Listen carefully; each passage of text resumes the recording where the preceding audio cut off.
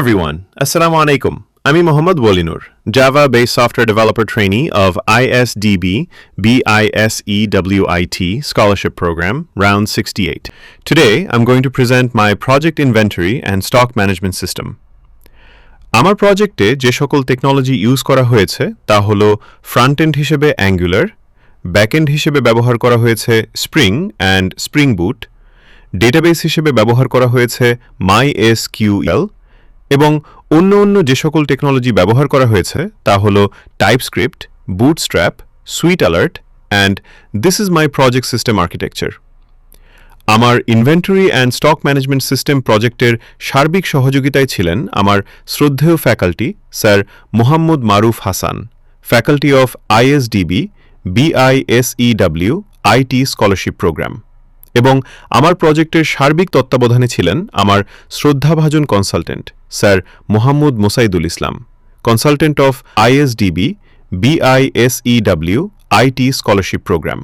এখন চলুন আমার প্রজেক্টটি দেখে নেওয়া যাক। লগ ইন করার পরে ব্যবহারকারী ড্যাশবোর্ড দেখতে পাবে। ড্যাশবোর্ড হল সিস্টেমের summary page.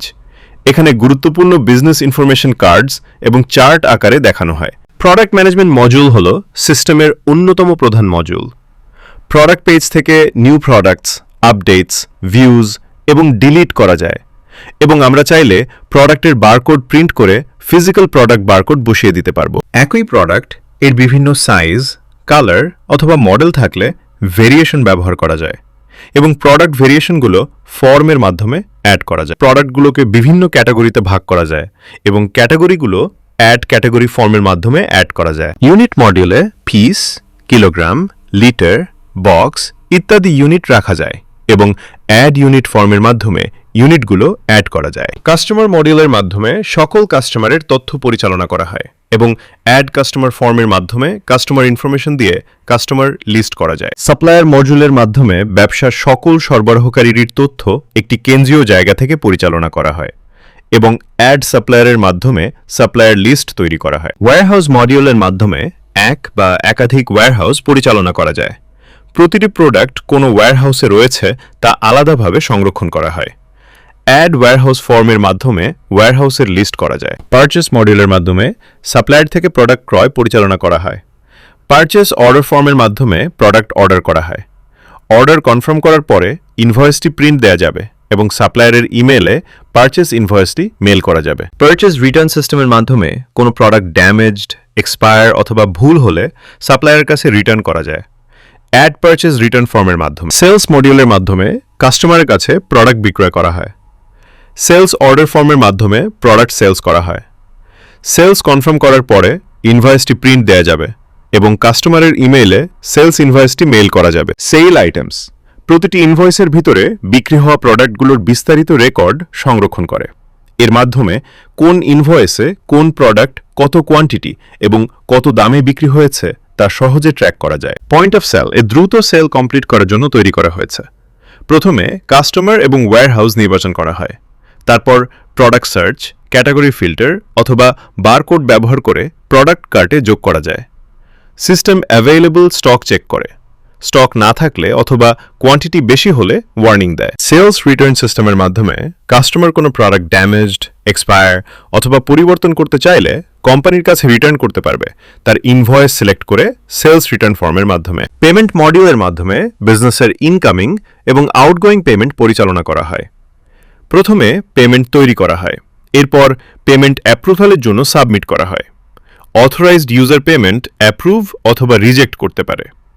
Approve payment post হওয়ার পরেই ফাইন্যান্সিয়াল অ্যাকাউন্ট, লেজার এবং রিলেটেড ডিউ অ্যামাউন্ট ব্যালেন্সে প্রভাব ফেলে না।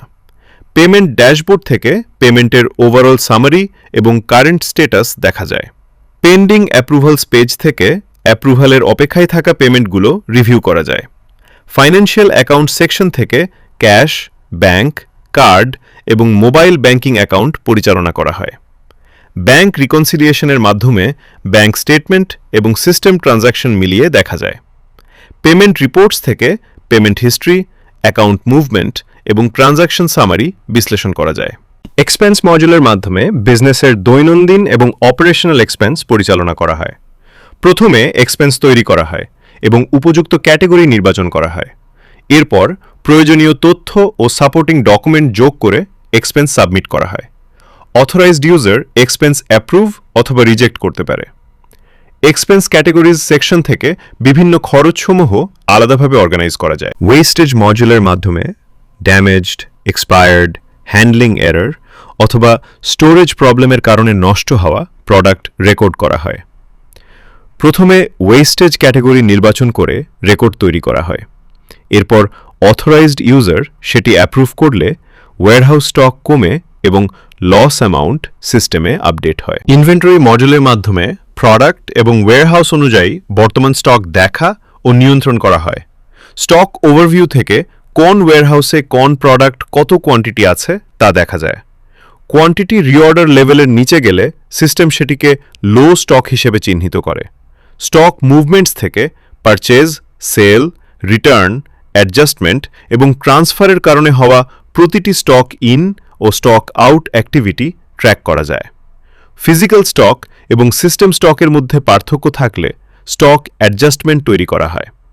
সিস্টেম বর্তমান কোয়ান্টিটি দেখায়। ফিজিক্যাল কোয়ান্টিটি দেওয়ার পরে ডিফারেন্স ক্যালকুলেট করে। অ্যাডজাস্টমেন্ট অ্যাপ্রুভ হওয়ার পরেই অ্যাকচুয়াল স্টক আপডেট হয়, আর প্রয়োজন হলে এটি রিজেক্ট করা যায়। লো স্টক অ্যালার্টস থেকে কমে যাওয়া স্টক আইডেন্টিফাই করা যায়। সিস্টেম নতুন অ্যালার্ট জেনারেট করতে পারে এবং প্রয়োজনীয় অ্যাকশন নেওয়ার পরে অ্যালার্ট সেন্ট হিসেবে মার্ক করা যায়। রিপোর্টস মডিউলে মোট 6টি গুরুত্বপূর্ণ রিপোর্ট রয়েছে। সেলস রিপোর্ট থেকে নির্দিষ্ট সময়ের মোট সেলস, সাবটোটাল, ট্যাক্স এবং টোটাল রেভিনিউ দেখা যায়। একই সঙ্গে কাস্টমার ওয়াইজ ট্রানজ্যাকশন এবং পেমেন্ট স্ট্যাটাস সম্পর্কেও ধারণা পাওয়া যায়। পারচেজ রিপোর্ট থেকে নির্দিষ্ট ডেট রেঞ্জের টোটাল পারচেস এবং পারচেস অ্যামাউন্ট দেখা যায়। সাপ্লায়ার ওয়াইজ পারচেস সামারি এবং পারচেস ট্রানজ্যাকশন স্ট্যাটাসও এখানে পাওয়া যায়। ইনভেন্টরি রিপোর্ট থেকে total products, available stock quantity এবং টোটাল ইনভেন্টরি ভ্যালু দেখা যায়। এছাড়া রিঅর্ডার লেভেলের নিচে থাকা লো স্টক প্রোডাক্টগুলো দ্রুত আইডেন্টিফাই করা যায়। প্রফিট এবং লস রিপোর্ট বিজনেসের ফাইন্যান্সিয়াল পারফরম্যান্স বিশ্লেষণ করে। এখানে total revenue, cost of goods sold, gross profit, total expenses এবং নেট প্রফিট দেখা যায়। রেভিনিউ, এক্সপেন্স এবং প্রফিট ট্রেন্ড চার্ট আকারেও দেখানো হয়। পাশাপাশি এক্সপেন্স ও কস্ট ব্রেকডাউন পাওয়া যায়। ট্যাক্স রিপোর্ট সেলস থেকে কালেক্টেড আউটপুট ভ্যাট এবং পারচেসের ইনপুট ভ্যাট ক্যালকুলেট করে নেট ভ্যাট পেয়েবল বা রিফান্ডেবল অ্যামাউন্ট দেখায়। ডেট রেঞ্জ অনুযায়ী রিপোর্ট জেনারেট করা যায় এবং sales VAT, purchase VAT, tax rate summary ও ফাইনাল ক্যালকুলেশন আলাদাভাবে দেখা যায়। রিপোর্ট প্রিন্ট এবং সিএসভি এক্সপোর্ট করার সুবিধাও রয়েছে। নোটিফিকেশনস হিস্ট্রি থেকে সিস্টেমের সব গুরুত্বপূর্ণ অ্যালার্ট এবং নোটিফিকেশন দেখা যায়, যেমন সেল কমপ্লিটেড, পেমেন্ট ডিউ এবং low stock alert. Notification search, type এবং স্ট্যাটাস অনুযায়ী ফিল্টার করা যায়। রিড হিসেবে মার্ক করা যায় এবং প্রয়োজন অনুযায়ী ডিলিট করা যায়। অডিট লগস সিস্টেমের গুরুত্বপূর্ণ অ্যাক্টিভিটি ট্র্যাক করে। এখানে user log in, create, update এবং অন্যান্য সিকিউরড অ্যাকশন রেকর্ড হয়। প্রয়োজন অনুযায়ী ইউজার, অ্যাকশন এবং এন্টিটি দিয়ে সার্চ ও ফিল্টার করা যায়। বিস্তারিত অ্যাক্টিভিটি দেখা যায় এবং রিপোর্ট সিএসভি ফরম্যাটে এক্সপোর্ট করা যায়। এই ছিল আমার inventory and stock management system প্রজেক্টের ফুল ওভারভিউ। পুরোটা সময় ধরে আমার সাথে থাকার জন্য অসংখ্য ধন্যবাদ। আসসালামু আলাইকুম।